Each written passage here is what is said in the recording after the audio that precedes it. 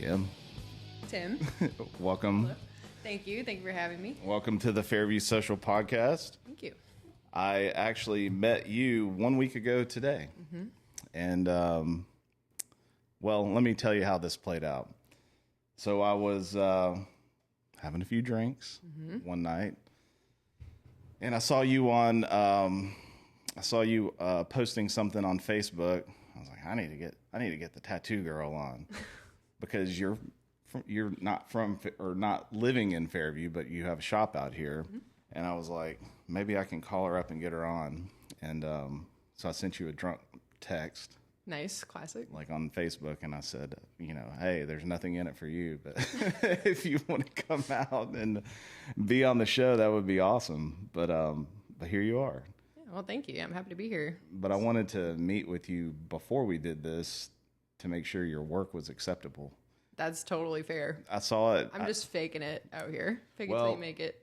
I saw your stuff online. I saw your pictures, and I was like, well, the stuff looks pretty good, but I have to see it in person to be sure, because I don't want my 101 followers to be let down if I try to promote you and you're not good. So yeah, that's reasonable. No, but we met last week and we did a little tattoo up, and it turned out great, and you are very good. So thank you. I appreciate. I'm glad you had a good experience. Appreciate you doing that. But you picked a cool tattoo.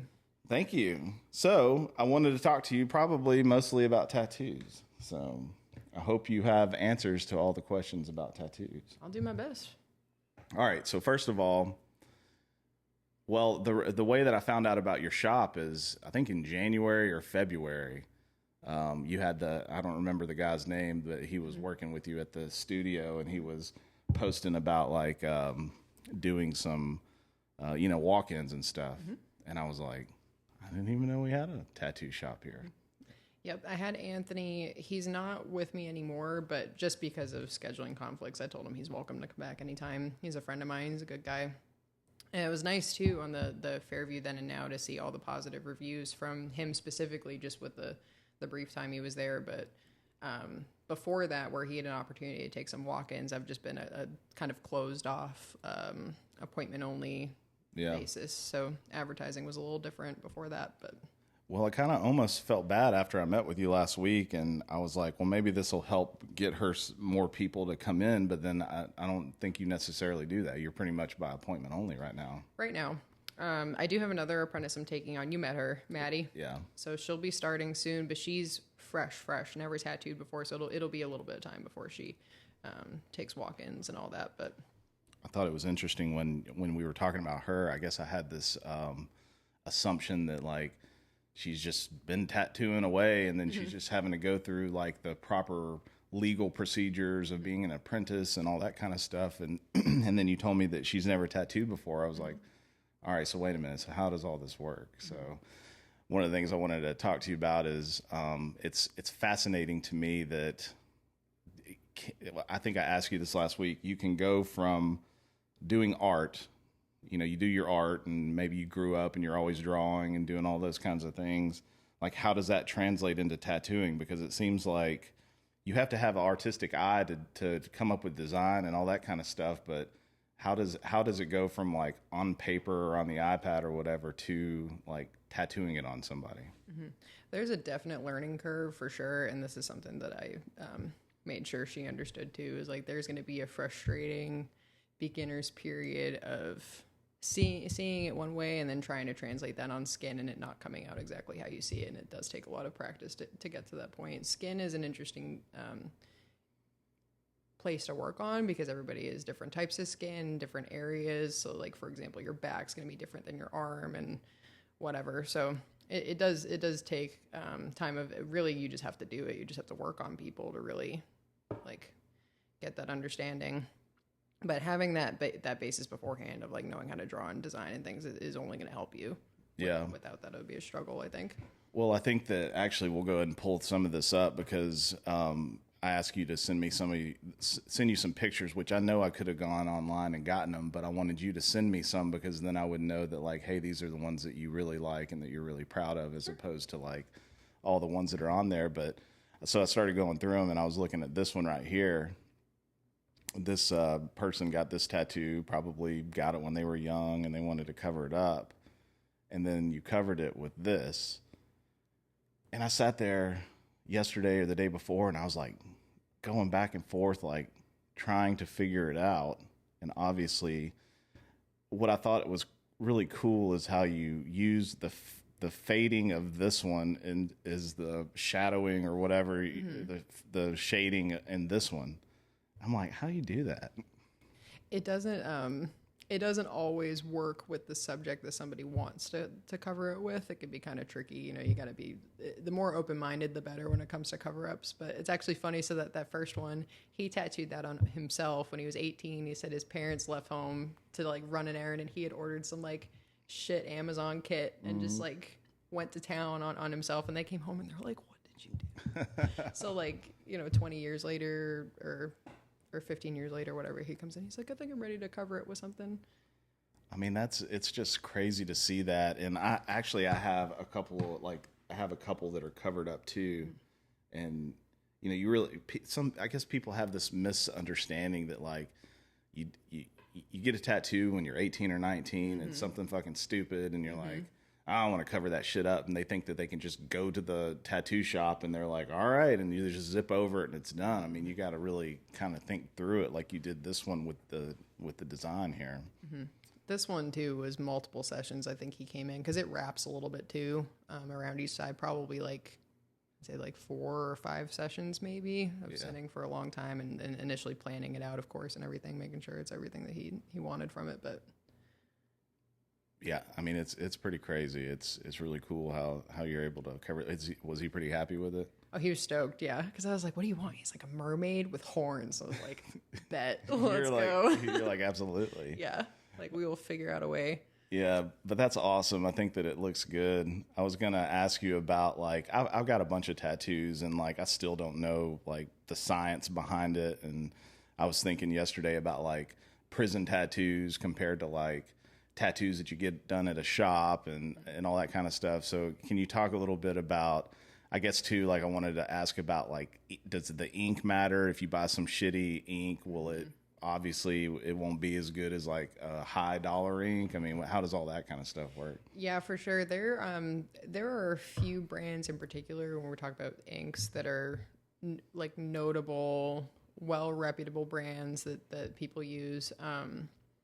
And not only for the ease of it and using it, but just the like when it's healed, how it settles and that the colors are consistent and they can blend easily and things like that. I mean, if you look at, like I said, like those cheaper sets you can get on Amazon where you get like 8 machines and like 20 different inks that are like half an ounce, they're like dried up when you get them and stuff like that. Oh yeah. It's just it's not really good for anything hardly. Like, and then everything in between. So it's like some cheap Chinese stuff.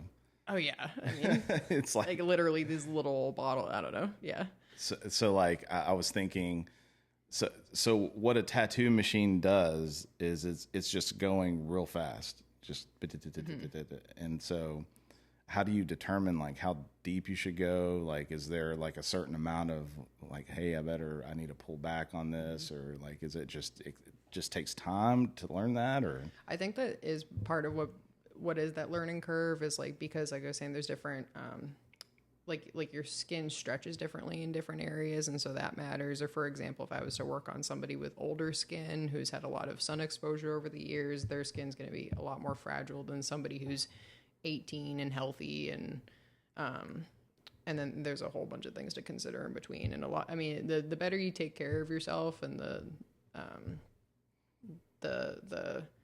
less rough, I guess, that your skin is. And also depends on what you do for work. Like if I work on a welder and they come back and they got burns and stuff on their arms, they've built up these calluses and things, like all that takes effect. So as far as like the pressure that you put into it, for me, I think like a lot of it has been recognizable through the actual like feel of it. Yeah. The feel and the sound of the machine. Like there's a sound that it makes when you're like overdoing it, for example. Yeah.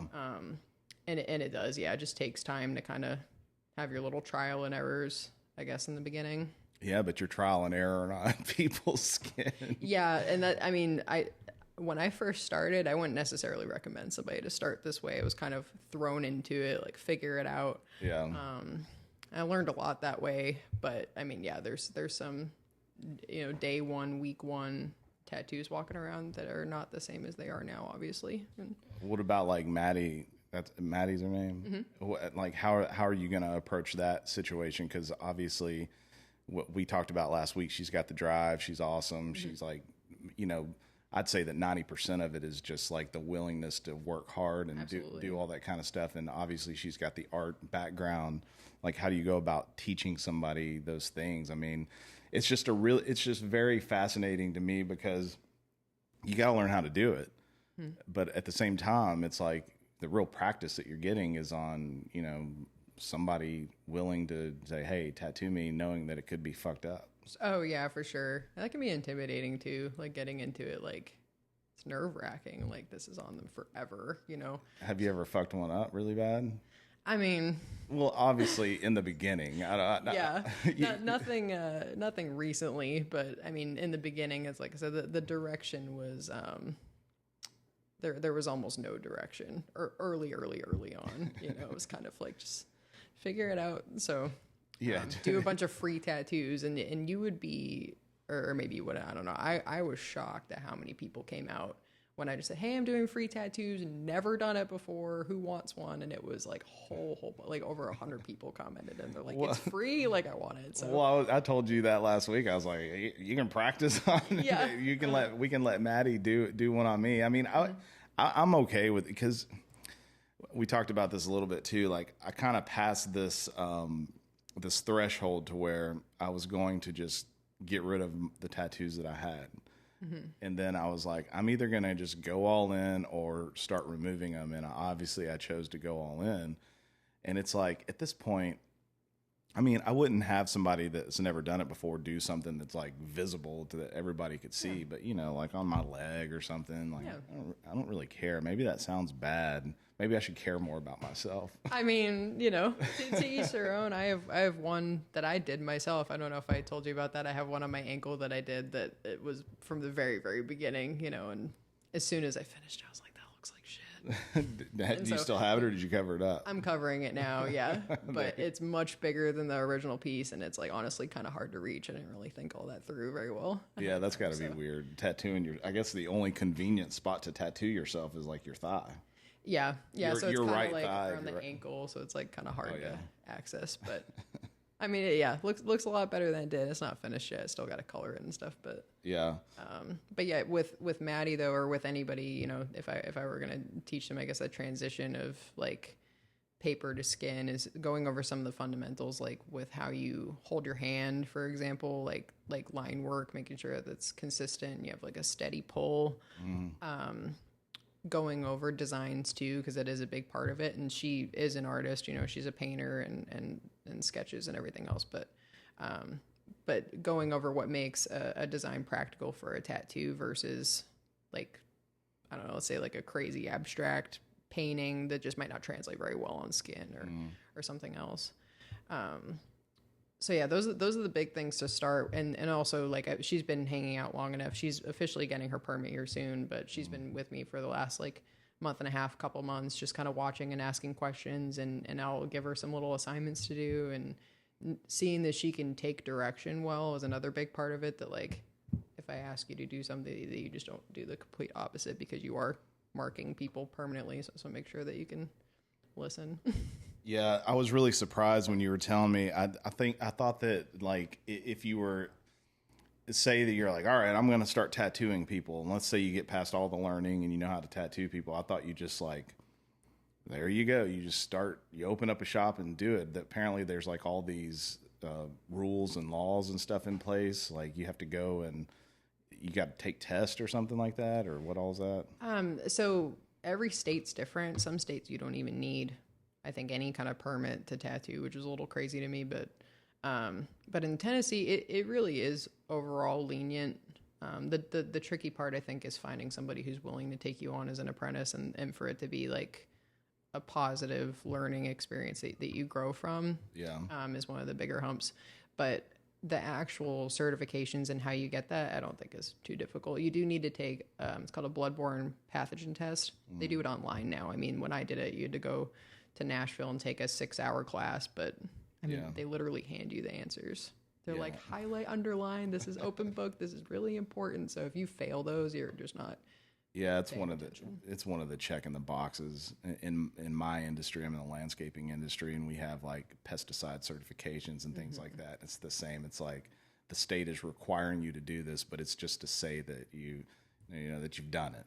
Right, and it is important information. I mean, they go over personally, I think the concept of cross contamination and like not, having something with a bloody hand that touches something else that doesn't have blood on it. I feel like a lot of that's common sense, but you can't just assume that. So to run that over, it's a good thing.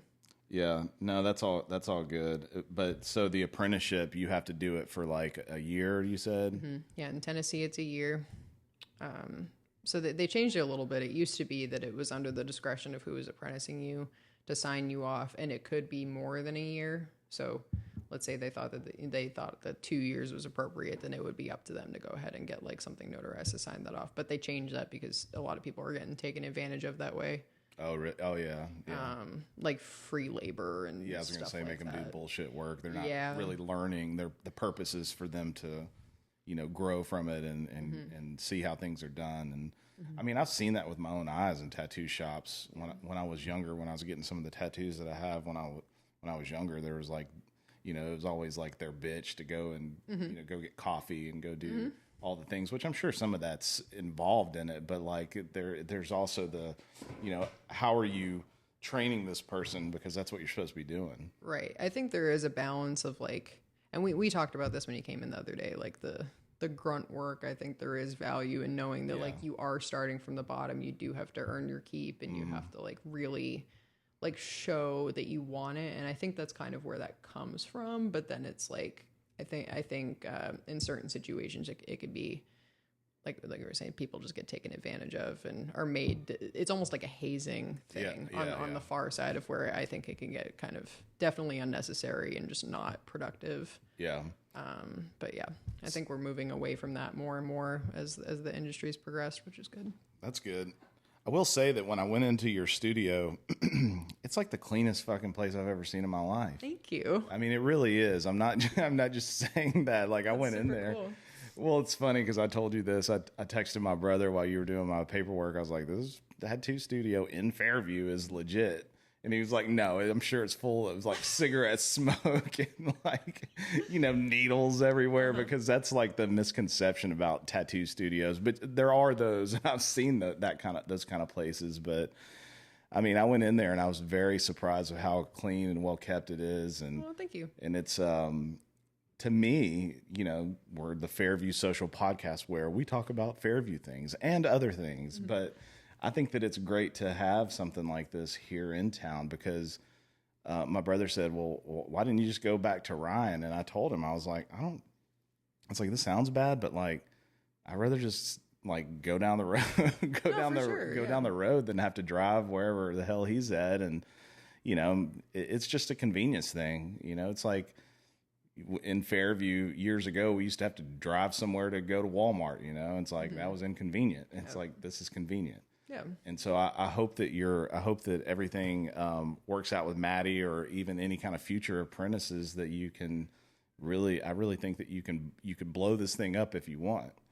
Thank you. I think there's plenty of people that would like to get tattoos. You said the response when that other guy was posting about walk-ins was well received. Yeah, it was definitely super positive. I mean, he's really easy to talk to, and Maddie is too, so I know that'll go over well. And I think that's one of the biggest parts of this is like the art is obviously important, but so much of it is just having the people skills, because there's so much trust involved and so much. I mean, it's a big thing. You're I mean, people are a little bit more caring about it than someone like me, but you're right. You're marking them for life, and a lot of these people, like, they have these, it's a big event for them. Maybe they don't have a tattoo or anything, and they're like, "Man, I'm going to get this tattoo." And they like, because I've experienced this because I'm very like introverted. Mm-hmm. I'm not social. I've said this before, like on this podcast. Like I'm not. I get nervous about things, and I don't like being in situations like that. Mm-hmm. And when I came into your studio, you were very friendly. I kind of got a feel for you. You were easy to talk to. But I've been to other places where I go in and the guy's tattooing me, and it's just like that fucking guy was just like, I was just like looking at him, and I'm like, he just wants me to leave. He wants me out of here so bad. This guy hates me. And like, he probably really wasn't thinking that. He was probably thinking like, this guy hates me, and I just need to hurry up and finish this because I don't want to be in this weird situation. Yeah. And I mean, to play devil's advocate a little bit, like when you talk about artists, the stereotype anyway is like, we're a whole bunch of like weirdo introverts, right? And then you're put in this room and you're like, now you got to talk to people for hours and stuff. Like I've had experience in other jobs that have definitely helped. Like I know we're talking about like the restaurant industry. Yeah. Did that for a long time. And that was a huge change, and I used to be pretty shy and had a hard time talking to people, and that helped a lot. So that'll definitely get you out of your shell. You're forced into it. But it's a very, I think one of the things that stuck with me when I was talking to you last week is you said something about maybe someone comes in and maybe you don't want to be around them. Maybe you know this person that's come in and they kind of, they're kind of an asshole or whatever else, and you kind of outprice something to make that guy not come here. Because I do that in the landscaping industry. If we have like certain customers and we're like, we can't deal with this, and let's just raise the price on it, and it's just like, and then they go for it, and you're like, well, shit. But you made the comment, you're like, well, maybe I don't want to have to sit here because like I don't like this guy, because obviously you're the kind of person that seems to like everybody, but if someone's just rude or someone's just like hard to be around, like I wouldn't want to have to deal with that. Honestly, I think especially where you do have to sit with them for so long, like it's one thing to do a service for somebody and you don't really have to deal with them too much. But if it's really to that point where somebody's like blatantly rude or disrespectful, and like I know that's how it is, then I would rather just be like, hey, this isn't going to work out. Yeah. You know what I mean? I'd rather. That makes sense. And I also don't want anybody to get the impression that like, I feel like people can almost tell too, like if you're just not jiving very well, and if like you can sense that and they're like, well, they charged me up the ass for something, and I felt like that wasn't right. Like I wouldn't personally do that, but I get why somebody would do it for something else. But I just one of the things that I think is a big benefit of having my own place or just working for myself, because in this industry, even if you're working like in a different studio, you're still self-employed for the most part. And you kind of have that freedom to be like, hey, like, we don't need to work together for whatever reason. Or you can just be like, are you sure you don't want that on your back so that you have to like lay down and you can just scroll on your phone while I'm doing this and I can put my headphones in? I'm sure there's situations like that. Yeah, I had, and I mean, few, and far between as far as like having any kind of problem clients. And honestly, being in Fairview, I haven't seen any, which is great. Been here almost, I guess it's been a year and a half now, and I haven't had anything like that. Feels super blessed to have a bunch of like really easygoing people. And I think I told you too, I have a lot of clients from, I've been doing this for 6 years now. So for especially the past like 4 or 5 years after getting like a little more experience and developing the clientele base and being in Murfreesboro for a few years, I have a lot of repeat clients that I know are like, they're awesome. Well, I mean, obviously you've got some awesome clients because, you're not open for, you're not just like walk-ins. It's by appointment only. And, you're able to float what you need to float and, have the money that you need to live and pay rent and all that kind of stuff with these people that keep coming back. And you told me you were booked out till like September or something? Yeah, that's awesome. Right into September. I actually just closed my books. I'm finishing, like, there's a few people that I'm talking to and, like, getting them on the calendar. But after that, I'm putting them on a waiting list just to not be booked out too far. It gets kind of difficult to, like, schedule things outside of work at that point, especially, like, around the holidays and stuff where we're not, planned for that yet. Is that normal for someone that's been doing this for 6 years to be booked out like that? I mean, maybe I don't know. Maybe it's weird talking about yourself like that, but it seems to me like it's good because I don't know. Maybe it's just because of the tattoo artists that I've been around. It just seems like they're, you know, well, this is when I was younger and I was going to somewhat shady places, like where, you know, they're like wanting to tattoo you so they would have a little bit of money. Maybe there was drug problems. I don't know. Oh, yeah. I'm sure that it could be a number of things, but like to be able to have consistent clients and that's a huge blessing. Obviously, it's a testament to how good you're doing what you do. So.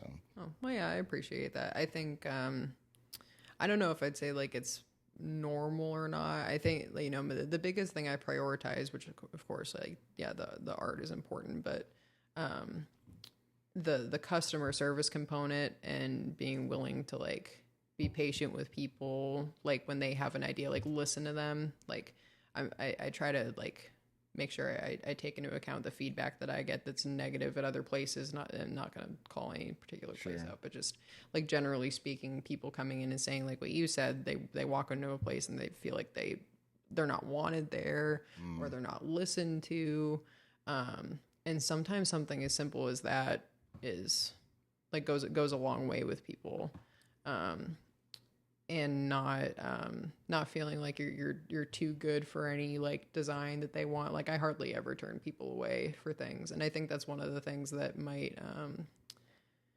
be unique, maybe. Which it's totally fine. People are entitled to, you know, when they do this, to say I'm not interested in doing certain projects, but this is my livelihood. This is what pays my bills. So I'm not really, unless I feel like there's something like seriously ethically wrong with it, like a hate tattoo or something like that, which thankfully I haven't in all the years I've done this had any kind of requests like that, but very, very rarely do I say no to people. I think that makes a difference. Yeah, I think that's good too, because even if it's something that like you wouldn't normally do or maybe you don't want to do, it's like it gives you the experience to, you know, to get into that. It seems like you want to, you know, jump in and try anything to, you know, just maybe it's not the specific things that you like to do, but you get to at least learn how to do some of the different ways of tattooing. That's another thing I was going to ask you about. Like, what is your preferred style of doing stuff? I mean, I know there's like the Americana, traditional Americana and all that. Like, what specifically do you prefer to do? If I had to pick one, probably black and gray, illustrative, or anything like leaning towards realism, like portraits in particular. I love dog portraits, cat portraits, stuff like that. Those are probably some of my favorites. Speaking of which, let's pull those up. Let's see, you've got this one here. Yeah, that one was done on one of my best friends, and that's freshly healed or newly healed. But yeah, we've been friends since we were 2 years old, and she's in Massachusetts and came down to visit for a weekend to get that tattoo for her doggie that passed. Is this a shoulder? Mm-hmm. Yep. I mean, that's a pretty sizable one too. That looks, it's crazy to me. Like I was looking at the one that you did for me and like all the little detail, because most of the tattoos that I have are, you know, they're not like that small line work. And I'm sitting there looking at it, and I think I made this comment to you when we were in there, and like, don't you need like some glasses? Probably eventually, yeah. Magnifying. How do you see? Because my worst nightmare would be if I'm doing that, because I couldn't even take a pen and just draw this line. Like I would be all over the place. And it's like to be able to do that, well, one with a pen, but then to do it with a tattooing machine, it's like, doesn't that worry you that you're going to fuck that up, especially when you're like in such small quarters there? Yeah. Just like anything else, I feel like once you get to a point that, you do something often enough, and then like the more you do, the more comfortable you get, and then you kind of branch out a little further, you know, see what else you can do with it. But as far as like drawing before getting into tattooing, portraits and stuff were kind of those are my favorite, and the little small detail things, those are some of my favorite types of things to do. So yeah, I mean, this right here, it really does look amazing, and actually, I think we talked about like, me and my brother wanted to get some tattoos of like maybe my dad or my brother or something, but wanted it like portrait style. But, you know, we'd been going to Ryan, and Ryan's awesome at what he does, but he would never be able to do anything like this because that's just not his style. And that's one of the things that kind of drew me to talk to you about this stuff, because let's look at another one. You had another like that. I mean, the detail and all I just don't know how people do that stuff. I don't know how you do this. You're like, I'm badass. That's how. I don't know how people like work in hospitals and stuff. You know what I mean? I think I might have told you, I was like, you know, I went to college for a year before getting into this because I had this big idea, like I need to like shoot for the stars and go for like the highest paying, most like admirable position. Like I'm going to go be a doctor, be a surgeon and all this stuff. And I went to college for a year and I was like, there's no fucking way. Yeah, you're There's like, no way. never mind. You're like, I like art. Maybe I'll do this. And especially since COVID and everything, I'm like, I can't even imagine. So Yeah, everybody's got their thing, I guess. but you can make a great living doing this stuff. I mean, It's been wonderful. Yeah. I feel very, very blessed for all the provisions from it. well, there's a lot of people. I mean, I know I've personally known people in my life that were doctors at one point, and they gave it up for doing something like bartending or something because you know they made the amount of money that they wanted, and it was just more joyful to them than doing, you know, whatever their trade, whatever they went to school for, or whatever. I feel like the older I get, the more I value like my peace. You know what I mean? And, Yeah. and there's certain types of jobs that are just inherently so stressful that there's just, Yeah. you know, somebody else can do that. As you get older, the peace that you have with things, as well as your time. Yes. Your time is massive, and I spent probably most of my life throughout my kids growing up and everything else of putting my time into things that were just of no value. And now that time has passed that I didn't have with my kids, and it's like I can't do anything about it now, but at least moving forward I can say, you know what? This is work is work, and home is home, and you know, whatever hobby I want to do, I'm going to do. And people have a hard time separating that stuff. Yeah, I think so. Yeah, it can be difficult, which I mean, like my husband will be the first one to tell you I'm a little bit of a workaholic, and I do love working. Even before tattooing, like I've just very much been a working person, but yeah, definitely like over these last few years, especially, I'm just like, I definitely want to take that opportunity to really spend more time on what matters, you know, your family and your loved ones and all Yeah. that. Well, it's one thing to have the drive, and that's what you have, is you have the drive and you understand to work hard to get it. I've had this conversation with a few other people that have been on this podcast that, and I'll talk about it every single day. Just you gotta have the go get 'em working with work ethic. My son just started working with me at our company, and it's beating his ass. He went for the first week, and it's like it's been really hard on him because it's learning work ethic.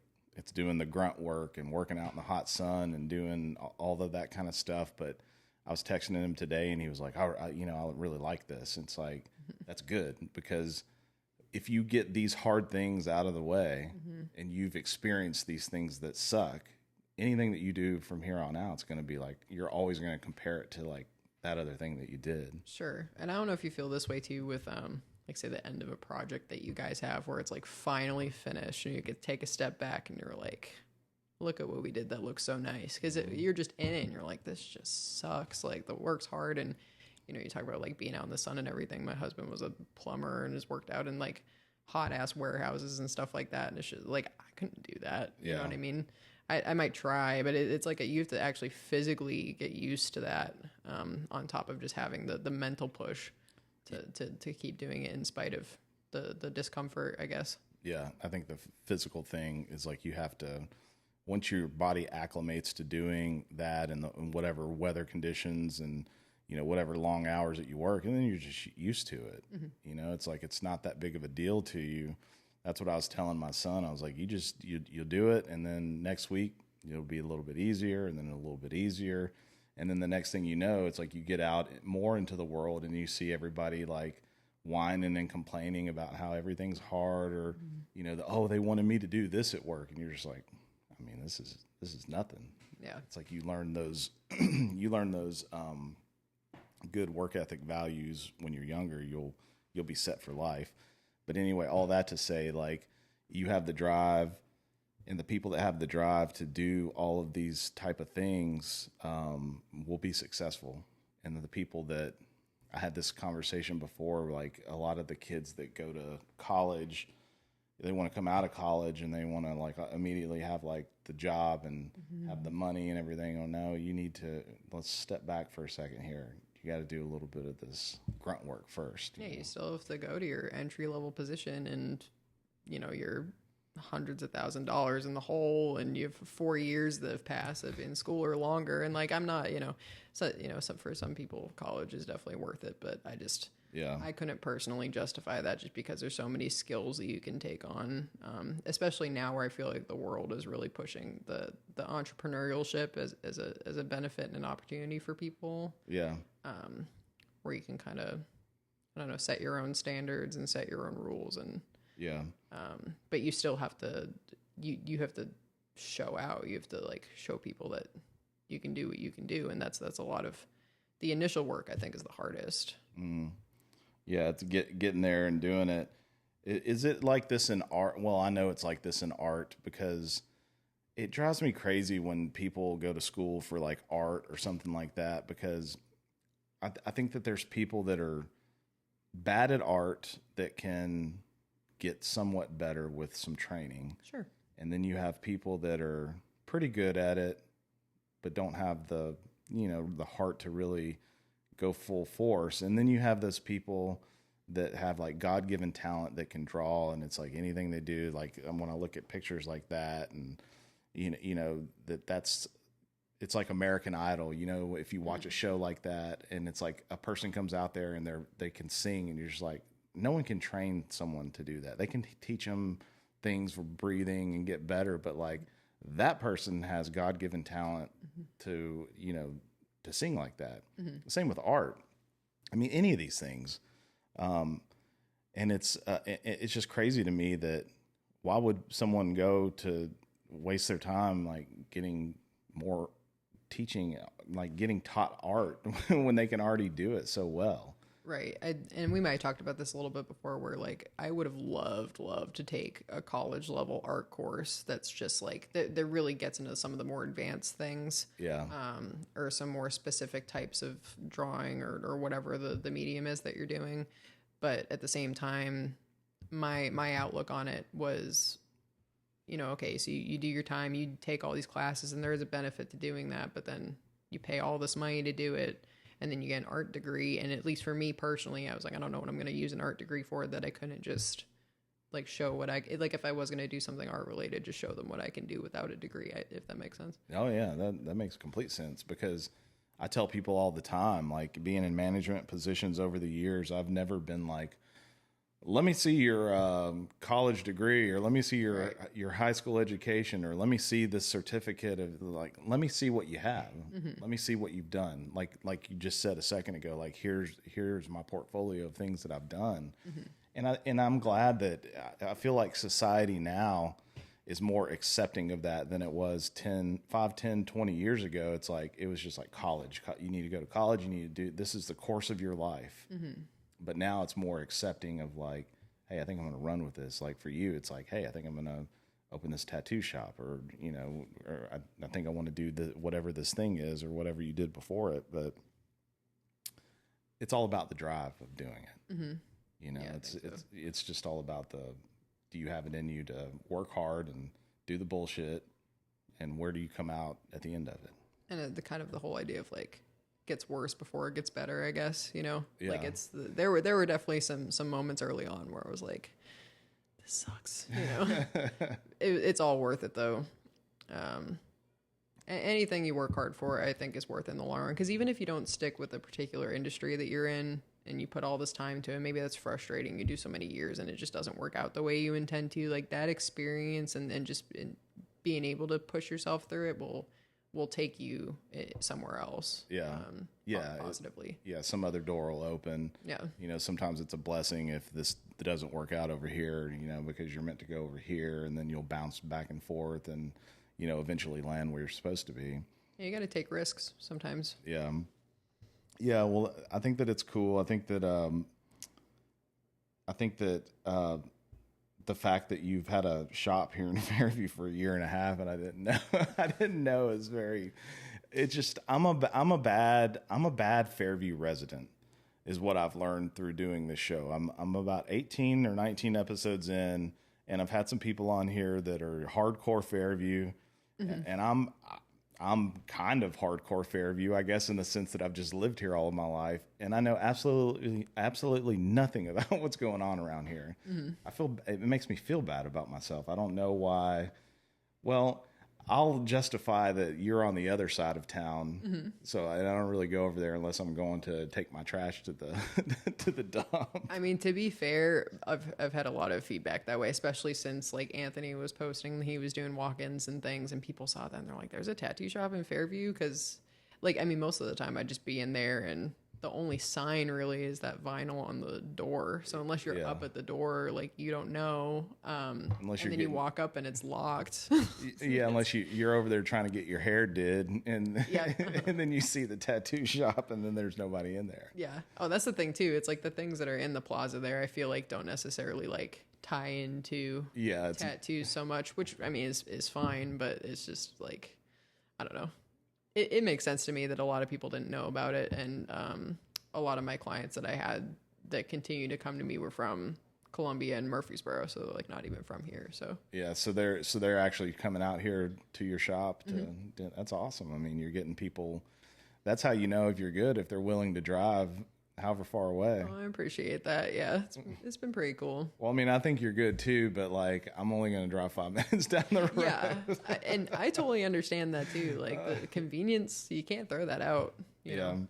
And it's the only shop in town. So I know there's like a couple in Dixon, I think, and yeah, I think so. There's a few out in Franklin, but yeah, there's nothing here. So what made you decide to open up the shop here in town as opposed to Columbia? I mean, I know we talked a little bit, you got some family out here, but that's the biggest reason. My husband and I are looking right now into moving out in this area, if not Fairview, then close by. So like Bonacqua, Kingston Springs, something like that. But so that was the main thing. And my mother-in-law is a real estate agent, so we happened to talk about it like maybe a couple months before I made the jump. And it took her, I don't know, 5 minutes, 10 minutes scrolling through some stuff that's local, and she's like, "Oh, look at this! Look at what it costs." And I was like, "That actually seems possible." So, it honestly was the first thing I saw, and I was like, "I really like the space. I like that's close to 840, and that side of Fairview in particular, I feel like is super chill. I mean, you got the rec center across the street; they're bumping all the time. They always got people over there. Yeah. But the traffic seems pretty reasonable and it's chill and everything. So I was like, I like the sound of that. Yeah.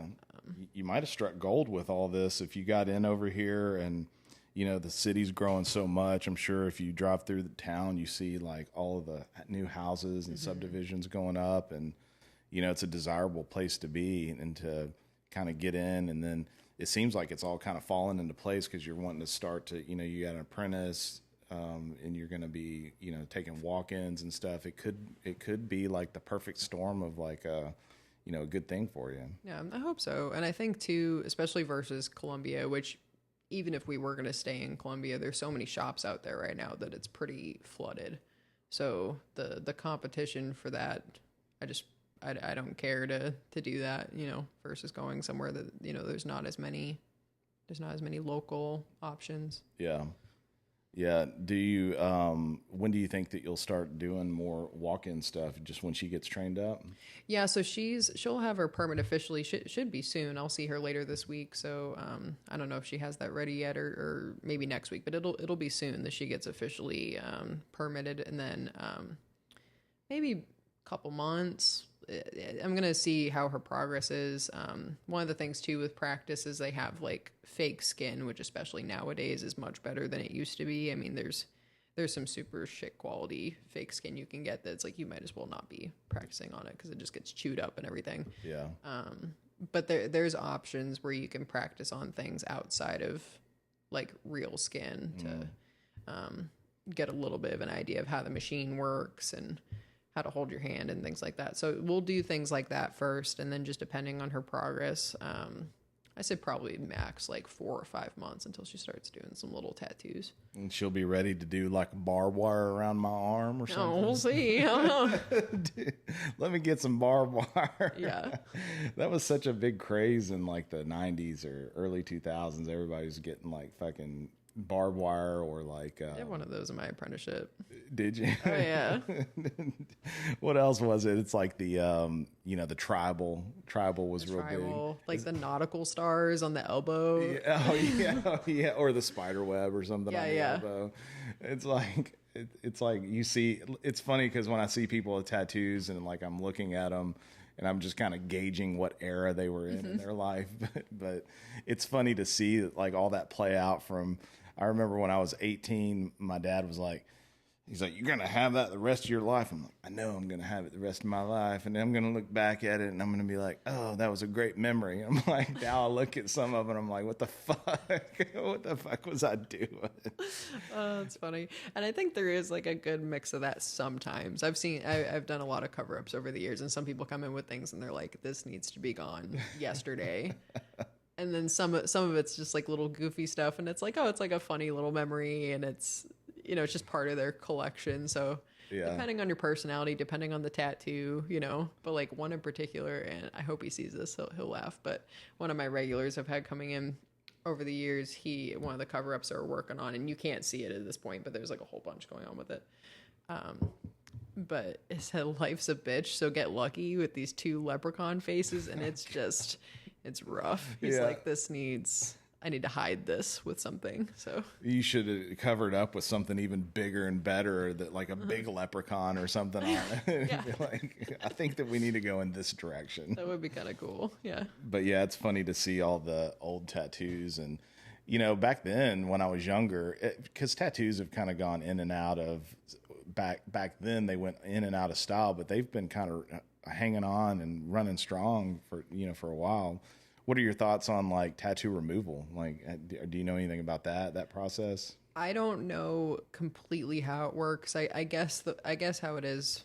Heard about this secondhand. I haven't done my own research or anything, but I guess the laser like pushes it into your skin, like the ink, and it breaks up, and like it like kind of like goes into your bloodstream, and it like gets like, I don't know, I guess broken down through your body. Like your body processes. But you're burning your skin. I mean, it's pretty brutal. Like anybody I know that's done it says it's more painful than getting tattoos, which I know we talked about it. It's like, whether you like getting tattooed or not, it hurts. It just is what it is. Some places worse than others, but laser's supposed to be pretty brutal, and it's not done in one go. You do have to go multiple times, even if it's something small, to completely remove it, and you have to wait a few months in between each session for your skin to heal properly. And it's pretty gnarly, but honestly, I think it's great that they figured gotten out to a point. Yeah, figured out a way to do that for sure.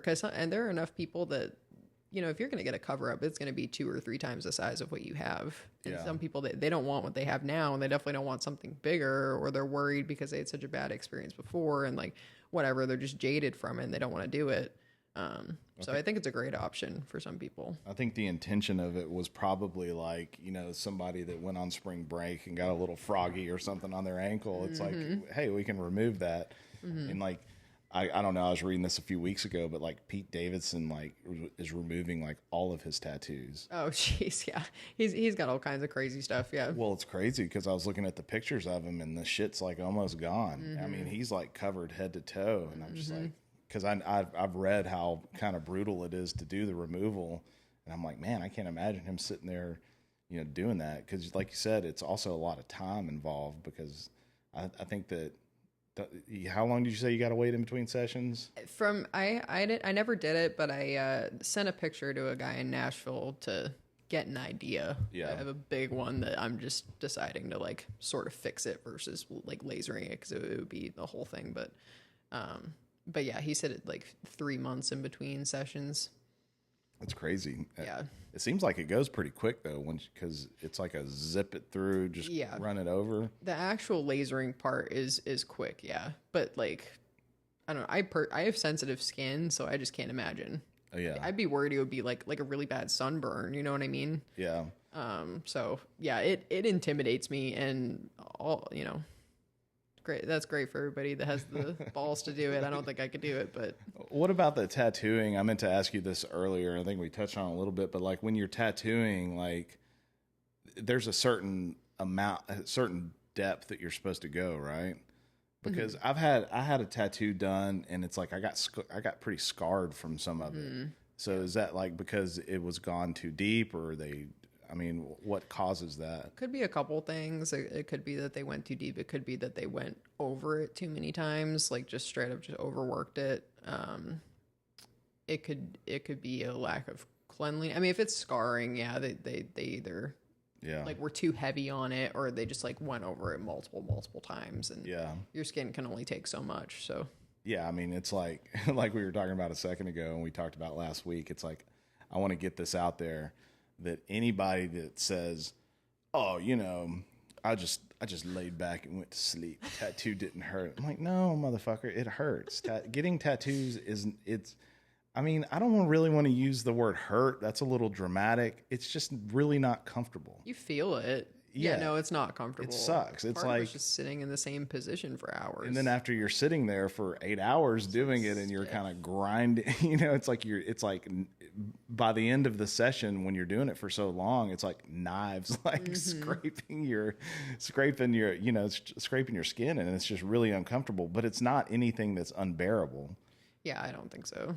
There's a lot of people that can't deal with that, and that's completely fine. But I'm more speaking to the people that are just like, no, tattoos it's just like, God, I love it so much. And maybe there are people that welcome that kind of pain, but I don't necessarily like it. I don't mind getting tattooed. Like, I think like some people say it's like a therapeutic thing, just to take time to like, and I mean, even honestly talking about like the like working hard, like physically working your body hard, and then feeling like you got some sort of achievement out of it. I think there's a connection there somewhere too for some people, where it's like, yeah, that makes sense. I did a hard thing and I have this like reward from it. Yeah. But also you can't get around it. So maybe that just makes you feel better to say that. So, you know. Well, I think that makes sense. And that's probably true for several people.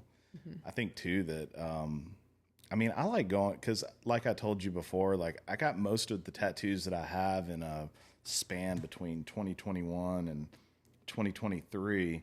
And it's like, it's almost like how dudes and maybe women, they, you know, like you go to the barber shop, you know, you see the old school, like the guys are in there just talking shit to each other. And it's like you're having the conversation because people desire to have that, you know, connection, do that thing.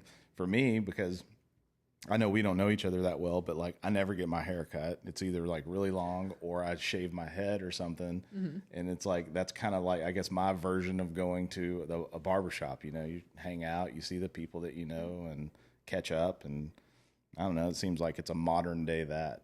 There's a lot of that for sure. Like, especially where I have so many regulars at this point. I'm like, what's the update on the tea on whatever the thing is that we left off on, or just how's life going? And for some of them, I won't see them for maybe 5 or 6 months. You know, I mean, a chunk of life has passed and there's a whole bunch of things. I mean, you're going to sit there for a while. Yeah.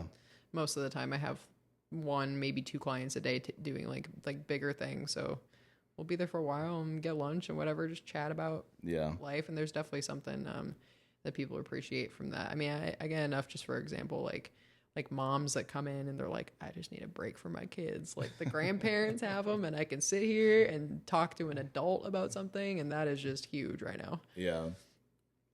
Yeah, they're like, here, take my money, please. Just get me out of the house. Yeah. What is the? And we'll wrap it up here in a minute. But like, what is the? Have you seen any? Well, tell me this. What is? And I know you well, I guess I don't know, but I assume that you've never been to prison. But no. What is their process of doing those tattoos? Have you ever seen one like that you've had to cover up or anything? Oh yeah, I have a client who's got quite a few prison tattoos that we're in the process of covering. I can't remember. He's told me, but I can't remember exactly how it works. They take like pen ink. Like just regular pen. Yeah, which like they're not supposed to have any of this shit in the first place. So you're having to like smuggle all of that. So I don't know how any of that works really, but like well, wait a minute. I'll pause. Does the fucking guards not like, oh, look, Billy over here has this new face fucking tattoo that's all like... Oh, yeah. I mean, they get, like, I don't know. I'd be more worried about, like, getting an infection or something. Yeah, that's what I was thinking. Dirty in there or whatever. Yeah. I mean, they know that they're doing it, right? But you don't want to get caught in the middle of doing it. I guess, I don't know. Like, well, they're not supposed to be smoking and doing, doing drugs or whatever else they're doing, but they do. But anyway, I'm sorry. Go ahead. Oh no, it's fine. Yeah, so I don't know exactly how they did. There is something with like the pen ink though, and they do it kind of like a. Do they just like have a like stick and poke fashion? I don't know if they get like a needle or if they use something else. So they're literally just doing this. I guess so. Yeah. I mean, I guess I wild. thought that it had to be like a fast type thing, but I guess it doesn't because Not necessarily. It just takes a lot longer. Because you see like those tribes or whatever that they do that type of. They're literally just just a little bit at a time. I guess that's how they do that. Oh, some of them too. They have like I don't know exactly what they're called, but it's like not just the ones that you hold with one hand. I mean, it's like a whole long stick that they like. Oh hold yeah, with yeah. two hands, and they're like, I mean, they're shoving it into their skin. It's pretty gnarly. Yeah, I've seen that, and I was like, man, that's crazy. You thank God for like modern machines, and I mean, even the machine that you used the other day was different than what I've seen because what are the differences on those two? So there's the standard one that people think of when they think of a tattoo machine. It's the coil machine. That's like the loud one. Yeah. And it has the pedal. the two coils on it. That's literally what it sounds like. Yep. And then you have, and then it evolved to where rotary machines were built, which is like the one I have. And there's a couple like variations of that and like how they look and stuff. It's just a different, it's like a rotary motor in it, so it just moves a little differently, but they're much quieter and more versatile as far as like. Seems like it might be easier to hold it too. It's like a big pin almost. I mean, like I like using coils too. I think the biggest difference and one of the main reasons is so many people are gravitating towards the rotaries versus the coils is you have to keep your coil tuned, and if it's a little bit off, then it's not going to work properly and you have to stop what you're doing and you have to tune it. And I mean, the higher quality of the machine, the less you have to do that, Yeah. But some of those can be thousands of dollars. So but them you have something that works a little. Them Amazon ones from China. Oh my God. Yeah. At the very, very beginning of my apprenticeship, I was told to get that for some, I don't know why he recommended that. I mean, he's like, just go ahead and buy this, like, 8 machine, bunch of fake skin kit. And, I mean, you'd use it for half a day and the spring would snap off or something. They're just shit. They break all the time and they don't work very well. But the one that you're using now, the rotary one's pretty good. Mm-hmm. Yeah. And I mean, there's plenty of coils that are good too, that are well made. It's just like any other tool, like the higher quality, the better it works. And yeah. Yeah. All right. Well, I enjoy talking about this type of stuff. My criteria for the podcast here is like at first I was like very paranoid that I have a podcast called the Fairview Social. So I'm like, I need to get the Fairview people in here and talk to them. But honestly, I don't really care about a lot of that stuff. Yeah. It was like my gateway into just doing what I wanted. Sure. And it worked out good with you because like you're here in Fairview and I'm interested in tattoos. So that's why I drunkenly reached out to you. And well, I'm glad you did. I love talking about it too. So yeah, it was good. I had a great experience with you last week when we did this tattoo. I definitely want to set something up for in the future. I know that you're booked and you got all the things going on, but we can figure something out to do something. But cool. But I appreciate you coming out here. Thank you for having me. And do you want anybody to visit any kind of website or? If you want to visit my Instagram to check out my work, it's kim.does.tattoos, or you can email me, kimdoestattoos@icloud.com, and we can figure something out. All right. Thank you, Kim. Thank you. See ya.